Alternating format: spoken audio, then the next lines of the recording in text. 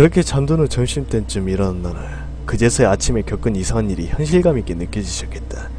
날 유혹하던 그 분노에 존재하며 거기에 대처하는 나 자신의 낯선 모습들, 그를 증발하다 자연스럽게 종료되어 전체 상황 등등 그 모든 일들이 얼마나 비일상적이고 초자연적인 경험이었는지를 이상하게도 그제서야 인식하게 된 것이다.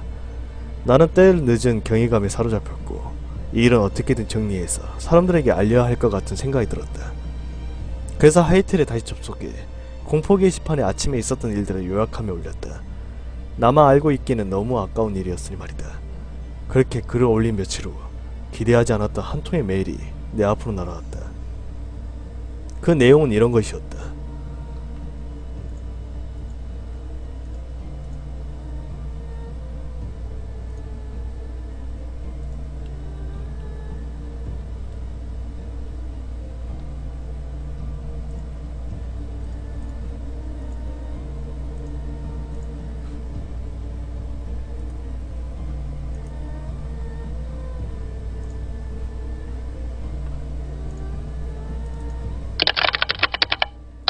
당신이 만난 그 유령은 내가 1년째 쫓고 있는 무당 귀신일 가능성이 큽니다. 매우 위험함으로 조심하셔야 합니다. 필요하다면 도움을 드리겠습니다. 연락 주십시오.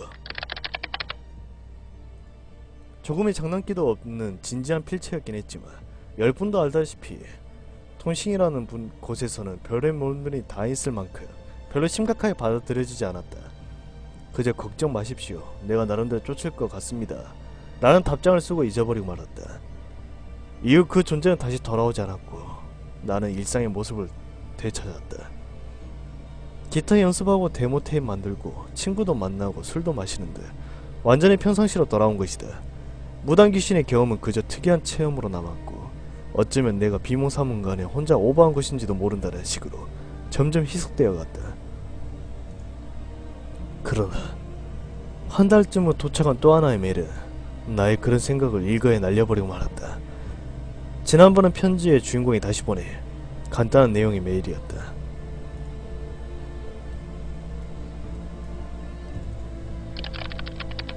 문제의 그 귀신을 가락동 시장 근처에서 잡았습니다. 이제 아무 걱정 안 하셔도 될 것 같습니다. 그가 어떻게 귀신을 잡았다는 것인지는 나는 모른다. 그러나 이 메일을 통해 나는 그때 내 경험이 결코 혼자만의 착각이거나 잠결의 봉창 두드림이 아니었다는 것을 확신하게 되었다. 그날 분명히 뭔가 내 방에 왔었고 나와 대결했었다는 사실을 이제 일말의 의심도 가질 수 없게 되었다. 왜냐고? 나는 실제로 가락동 시장에서 연락 가까운 곳에 살고 있었기 때문이다. 이야기는 여기서 끝이다. 무당귀신은 정말로 잡혔는지 지금껏 돌아오지 않았고 나 역시 다시 그런 행동을 할 기회는 두 번 다시 없었다. 그러나 의문들은 아직 그대로 남아있었다. 첫 번째 의문은 무당귀신의 정체다. 그것은 정령 조선시대에서 억울하게 죽은 한맺힌 원기였던 걸까? 나를 꼬셔서 뭘 하려고 하는 걸까? 그리고 두 번째 의문은 그날 내가 보였던 이상한 행동이다. 내가 낼 수 있는 거라고는 생각지도 못한 바리톤의 성악가 같은 힘있는 목소리, 그리고 그 호통과 달램들의 내용들, 그건 또 어디서 비롯된 것일까? 실제로 그날 이후 나는 목소리가 좀 트였고 약간 낮은 톤으로 변하기도 했다. 세 번째 의문은 무당 귀신을 잡았다는 것이 무슨 뜻이냐 말이다. 사실 필자 역시 귀신을 쫓는 작업에는 한두 번 참여해본 적이 있지만 귀신을 잡는다는 것은 다른 차원의 작업인 것 같다. 허리병 속이나 부적 속에 가두기라도 한단 말인가.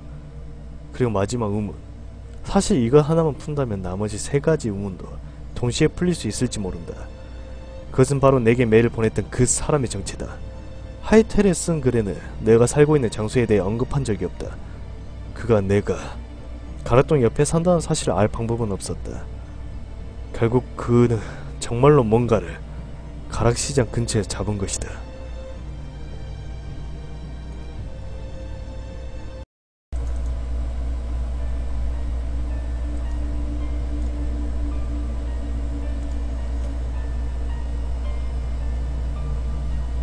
그렇게 잠든 후 점심때쯤 일어난 나는 그제서야 아침에 겪은 이상한 일이 현실감있게 느껴지기 시작했다.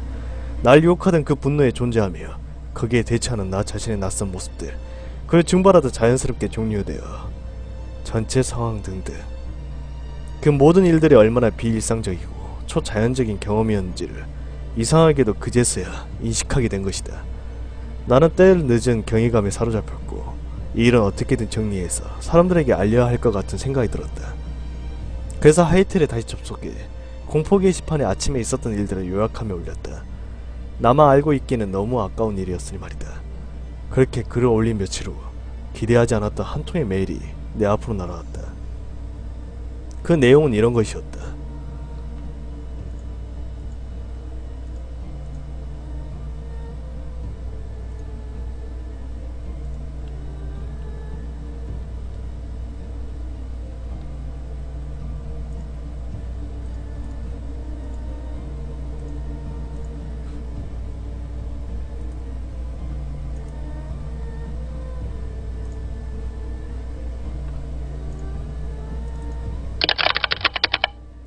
당신이 만난 그 유령은 내가 1년째 쫓고 있는 무당 귀신일 가능성이 큽니다. 매우 위험하므로 조심하셔야 합니다. 필요하다면 도움을 드리겠습니다. 연락 주십시오.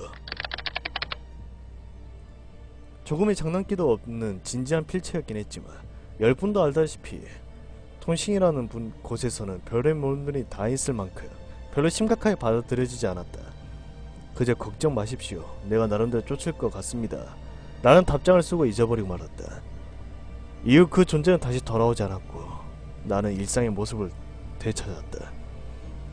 기타 연습하고 데모 테이프 만들고 친구도 만나고 술도 마시는 듯 완전히 평상시로 돌아온 것이다. 무당 귀신의 경험은 그저 특이한 체험으로 남았고 어쩌면 내가 비몽사몽간에 혼자 오버한 것인지도 모른다는 식으로 점점 희석되어 갔다. 그러나 한 달쯤 후 도착한 또 하나의 메일은 나의 그런 생각을 일거에 날려버리고 말았다. 지난번은 편지의 주인공이 다시 보내 간단한 내용의 메일이었다.